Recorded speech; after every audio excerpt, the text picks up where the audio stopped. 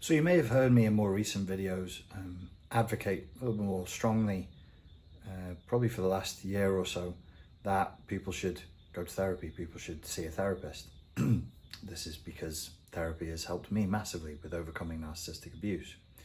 And in the realm of overcoming narcissistic abuse, I do think it's something that should be done in relationship, inside of a safe relationship with a third person, with an adult professional who understands narcissistic abuse, and who can be there for you so that you're not just on your own doing courses. Online courses are fine, and online exercises are fine. Even the communities work well.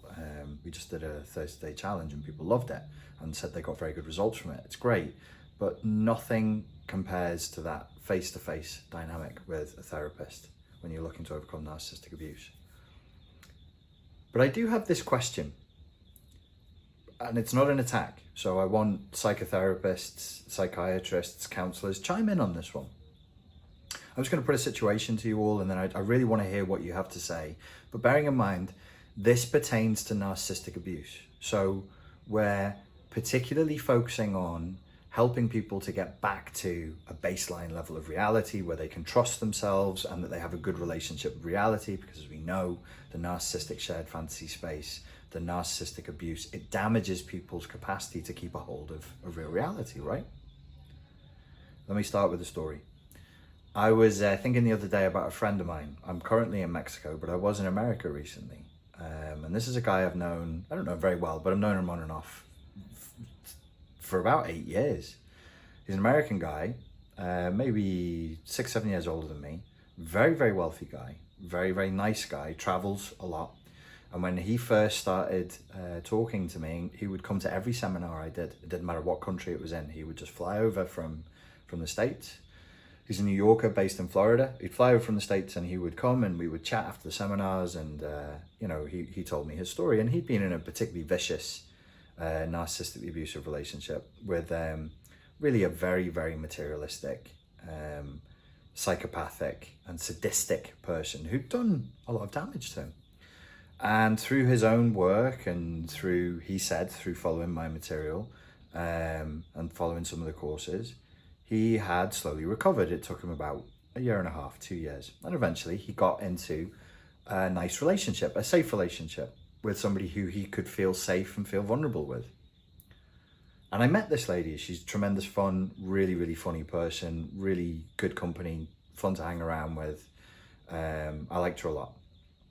And over the years, as I was traveling in America and doing seminars, I met up with them a few times. They came over to Europe a few times.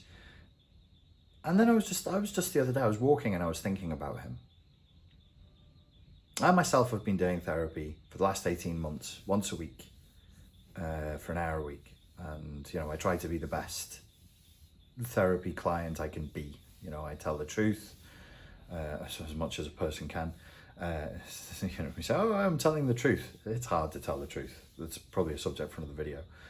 Try to be as vulnerable as I can, to give my therapist the best sense of where I'm really up to.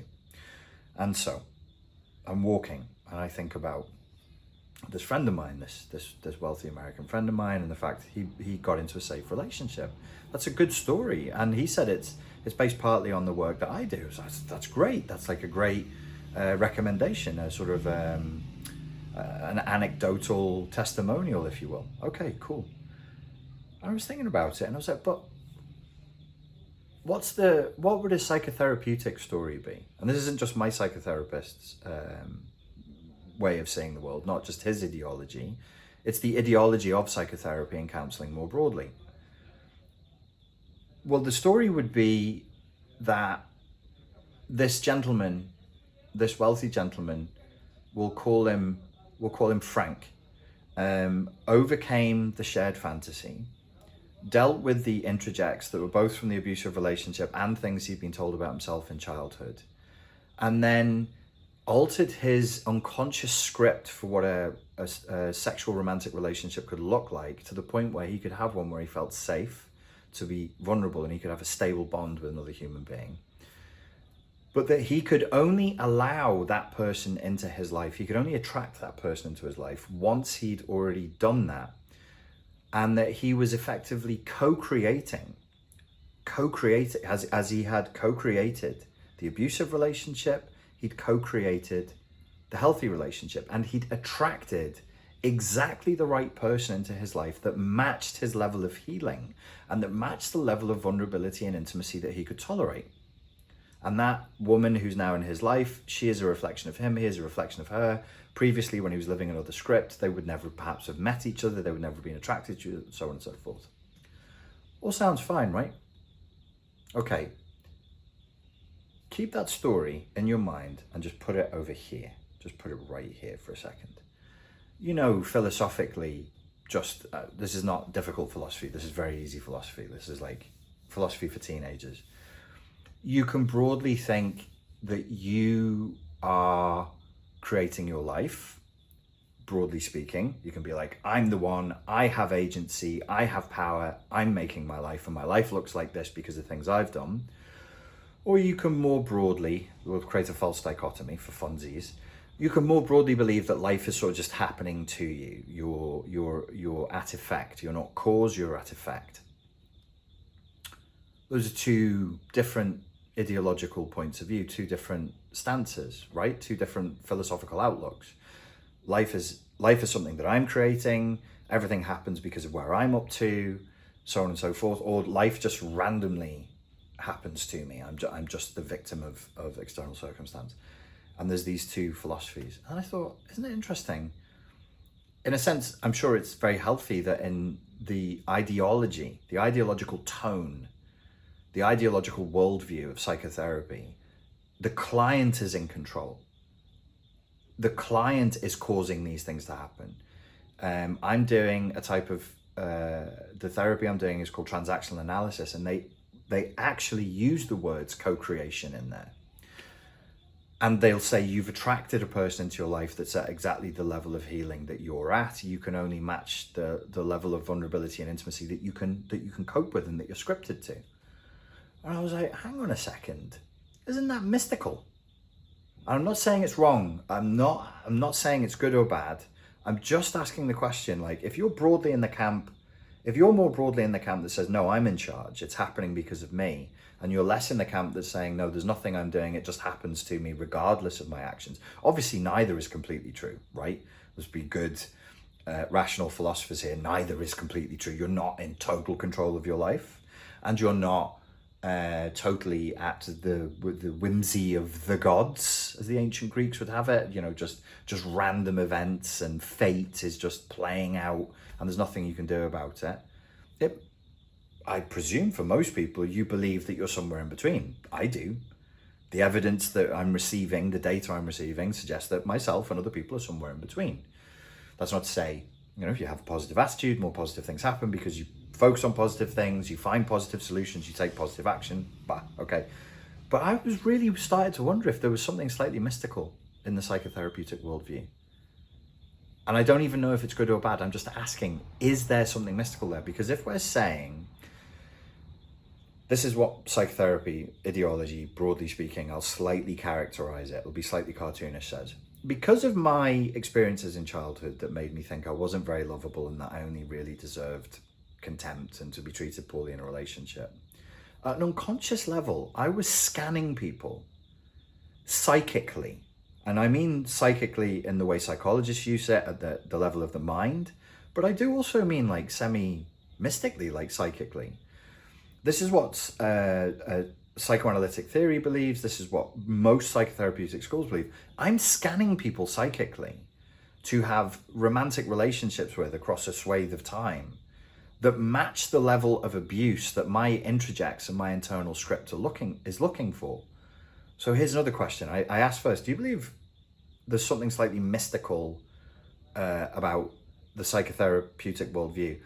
And now I want to ask question two. Do you believe that? Do you believe that we're picking up things from the people around us that are not explicable in normal Western mechanistic terms? That we're, or that it's hard to explain it through just raw science and psychology, that we have to go to the unconscious and say, well, the unconscious, the bin in which we throw everything that pertains to human perception that we can't explain. It's just it's a bin, it's a garbage can, and we go, what's the unconscious? The unconscious is picking this up. We're in a crowded room. I literally saw my ex across a crowded space in a city centre and picked her out. Was I scanning everyone psychically there? I picked her out. It's one of the very few times in my life I've seen somebody and just been like, I'm quite an introverted person. I'm not like my online persona. I am whatever the Myers-Briggs rarest form is, INFJ or whatever it's called. And it's not my nature to do this, but I approached her. I walked up to her and I started talking to her and said, I just have to talk to you. I felt this compulsion to talk to her. Do you think that psychically we're scanning for people who match the level of narcissistic, psychopathic, borderline, histrionic, whatever, emotional abuse? And what are my question too would be, what are the implications of that? So in transactional analysis and in most psychoanalytic theory and most psychotherapy ideology, the abuser that you attract or co-create into your life, largely speaking, matches the abuse that you experienced at the hands of your parents. We originally used to believe that it was the same gendered, if you're a woman, you're with a man, it's your father. And then as time went by, people were like, no, you'll probably find, if both of your parents were abusive, you're probably finding a partner who's a blend of both. How are you doing that? I don't like the way we just paper over this and go, yes, we all accept that. Hang on a second. Why do we all accept that? Why do we all accept that that's what we're doing? I literally saw my ex across a crowded space in a city centre and picked her out. Was I scanning everyone psychically there? I picked her out. It's one of the very few times in my life I've seen somebody and just been like, I'm quite an introverted person. I'm not like my online persona. I am whatever the Myers-Briggs rarest form is, INFJ or whatever it's called. And it's not my nature to do this, but I approached her. I walked up to her and I started talking to her and said, I just have to talk to you. I felt this compulsion to talk to her. Do you think that psychically we're scanning for people who match the level of narcissistic, psychopathic, borderline, histrionic, whatever, emotional abuse? And what are my question too would be, what are the implications of that? So in transactional analysis and in most psychoanalytic theory and most psychotherapy ideology, the abuser that you attract or co-create into your life, largely speaking, matches the abuse that you experienced at the hands of your parents. We originally used to believe that it was the same gendered, if you're a woman, you're with a man, it's your father. And then as time went by, people were like, no, you'll probably find, if both of your parents were abusive, you're probably finding a partner who's a blend of both. How are you doing that? I don't like the way we just paper over this and go, yes, we all accept that. Hang on a second. Why do we all accept that? Why do we all accept that that's what we're doing? Just think about the level of deep analysis that would be required for you to know a person matches the interest. They're being nice. They're not walking around going, I'm just like your dad. I'm just like your mum when she said this to you. You can't see that. You can't see that. Are you feeling it? Are you psychically, and I mean mystically now, I mean telepathically picking it up? Are we going with this unconscious signals thing, which I've never found a convincing argument? Are we all walking psychics? I haven't lost my mind. I know that like for some people this can be a little bit of a door opening if they're on the spectrum for like slightly, psychotic ideas, and I don't want to encourage that, but I want to ask the question of you because some of you have been following me for years and this implication has just been left hanging in the air. Yeah, you attracted a partner that perfectly matched elements of your mother and elements of your father if your mother and father were present during the abuse. And it doesn't matter if you're straight or gay. It doesn't matter if there's two men in a gay relationship and man number one was abused by his mother.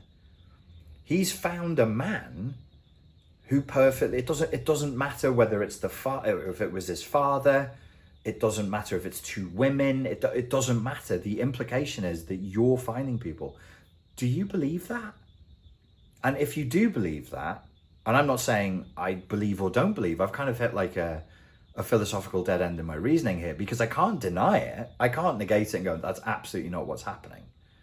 Because if I look back, without wanting to go on another philosophical tangent, we all have choices. I had choices. I didn't have to choose that person. And I tell you, the instinct in me, I was sat. It was in Prague. It was by the river. It was a busy summer's day. And there was a lot of people walking past me. And I got up off I was so certain I had to go and speak to that girl. I got up off my arse, which is a difficult thing to get me to do at the best of times, and went over and spoke to her, which I never do. I'm not like alpha male, extrovert, pickup artist guy. It's extremely painful for me to invade other people's spaces and start conversations with them. It's very, very difficult. I found a way to do it, and I pursued her, like in a way that I don't normally, but I was like, I'm going to keep trying to pursue her in a sort of a humorous, light-hearted way until she tells me to piss off or something happens. And I had that very, very strong impulse by looking at her, by perceiving her. Is all of this made up? Do we retroactively create like a post hoc narrative that justifies completely random events to make ourselves feel better? You know, these are very chaotic and painful experiences, but maybe if we can add meaning, you know, it's the old Jordan Peterson approach to PTSD. Can you make the story have meaning? And if you can make the story have meaning, can you file it and put it in a box and put it away? I think on the subject of PTSD, I'd love to hear him talk more about PTSD, because every time he does, he drops insights that are powerful. Are we adding a story that makes sense to a story that doesn't make sense so that we can heal? That's not the worst thing in the world. If placebo pills work, I say give them. If placebo therapy works, I don't care that it's placebo. If you feel better, go do it. Whatever it is, I don't care what you're doing. If it makes you feel better, then the fact that it's placebo, I'm a pragmatic utilitarian in that way. If you were depressed and anxious and you went and did whatever procedure out in the woods, and you were, I don't know, some people like live action role play. Some people go and recreate episodes from the Civil War. Some people pretend to be fairies or wolves or like whatever, man. Whatever. Like, humans are weird. We were always weird. You look at all human religion throughout all of human geography and all of human history. I'm in Mexico, so I'm looking at like the Mesoamerican religious practices, and I'm like, wow, that is crazy. That is wow. But that's the consciousness that we have. It intuits that things are necessary that may not be necessary. It's there in the Nordic traditions. It's there in the Viking traditions. People just got convinced human sacrifice was necessary, and then they started doing it in this like structured, ritualistic way that everybody universally agreed on, that it would be like going to the post office or going to the bank. Yeah, we're gonna sacrifice someone. Oh yeah, of course we are. Well, yeah, of course we are, because if we don't, the crops don't grow. What's wrong with him? You're gonna kill people. Yeah, of course. Yes, of course we are. The crops don't grow otherwise. And it was for the same reasoning. So I know that we do stuff and we tell ourselves stories that don't necessarily make sense, but I'm really wondering with this one, what is this? And I'm sick of papering over it. Is the implication that we are actually co-creating these relationships? We have something inside of us, a wound inside of us. It mirrors out into the world. We create that in our lives. You go and you don't change the external world. Like psychotherapy is the psychotherapy that's based on the psychoanalytic experience. is mystical. Like Freud, people go, oh, Jung was the mystic. Freud was a mystic. Freud was mystical. He was a conspiracy theorist. He wrote conspiracy theory books whilst out on coke, but we don't talk about that. There's whole textbooks written by rabbinic scholars, Jewish scholars, multiple books complaining that Freud ripped off Jewish mysticism to create the entire system of psychoanalysis. They claim is a rip-off of Jewish mysticism. He's a mystic. He's absolutely a mystic. So everything is... I was told at one point that Freud used to want to be an archaeologist, and then somewhere else that Jung wanted to be an archaeologist. They kind of both wanted to be an archaeologist. Well, maybe they did. But with archaeology, you go into the past, you go underground, you dig stuff up out of the dark, and you decode symbols. You take pieces of evidence. You're investigative. It's got this investigative exploring of the dark modality. So it does have this, my point being that there is this mystical quality there. So the shamanic therapist enters the shadow realm of the client with the client's progressive consent. You can't do that straight away. Progressive consent, or they go together. Perhaps with like the shaman and the child inside of the client, they join hands and they go to the dark places together. They go into the underground. They go into the past where the corpses and the mummies are, because it's the past that's defining your present, which is a mystical, is a kind of a mystical presupposition on its own, of its own merit. Do we really believe that? Do we believe that the psychotherapist changes the client's reality by changing the wound, the invisible wound inside of me? We all just accept this and we paper over and go, yeah, that's what's happening. Well, I'm like, hang on a second. You can't just rush past that. What does that mean? If we are saying that we are literally creating a reality that matches our level of trauma, there are serious implications to that. Take it out of the individual, look at the world. Like what I don't like is when people go, yes, that's true, but don't think about it. No. Yes, that's true. We should think about it. If we are creating reality based on internal wounds, and we can fix those wounds, and then we not mystically, it takes time. It's not immediate, but over a period of years in a human adult life, you create a new reality for yourself. Why wouldn't that be happening at a collective level? Why wouldn't that be happening at a national level or a global level? Why are we using oh no, that's politics, so you think about it this way. This is psychology, so you have to think about it that way. No. And I've gone on too long, 21 minutes. Okay, if the human being, one human being, it's binary.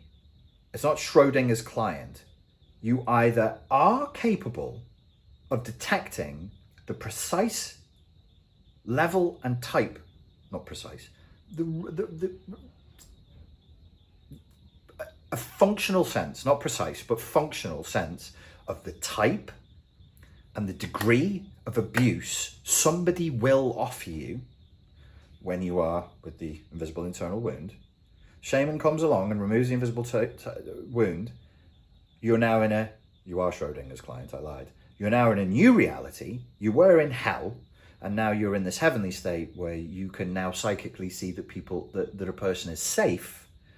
And because that wound has been healed, you're like, we're going to match at a level of vulnerability and intimacy, not abuse. We're going to bond through vulnerability and intimacy, not through abuse, not through exploitation, not through you being tyrannical, not through me being fawning and submissive and slave-like and you being, an evil slave master, but through an equitable, horizontal, healthy, honest, adult-to-adult communion.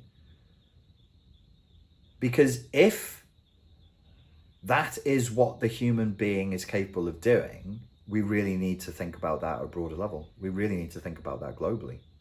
We need to think about that at the level of politics and policy. Policy could be trauma. Human politics could literally be an expression of trauma, because you all know this. I'm preaching to to the converted here, I know. But it's not just my trauma I'm carrying, it's intergenerational. So what if I'm trying to manifest in the world things that come from the trauma of a great-great-great-grandparent starving or being colonized or being beaten in another land, and I'm turning up with that. I'm bringing that with me, and I'm like, well, the policy should look like this because that's what's inside. That's what I'm expressing. It's what I'm attracting. It's what I'm co-creating. It's what I'm accepting. It's what I'm denying, and it's what I'm expressing. Is all of that. We either are that, or these are just stories that we make up to make clients feel better and to pat them on the bum and say, go on, fuck off back to your normal life. Which could be true, which isn't invalid. I just want to get some clarity here. Anyway, I went on for too long. But these are, I think, are important questions. Okay, that's it. Ladies and gents, thank you very much for your time and for your attention. And I look forward to speaking to you soon. Cheers.